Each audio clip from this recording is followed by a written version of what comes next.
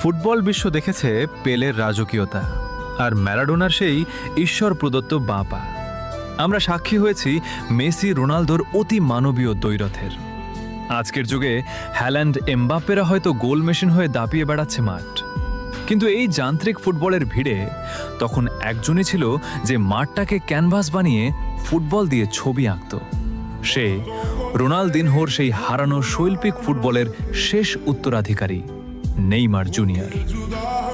লোকে তাকে ট্রফি দিয়ে বিচার করে, গোল দিয়ে তুলনা করে, কিন্তু তারা বোঝে না নেইমার কোনো পরিসংখ্যানের নাম নয়। নেইমার হলো এক অদ্ভুত সুন্দর যন্ত্রণা।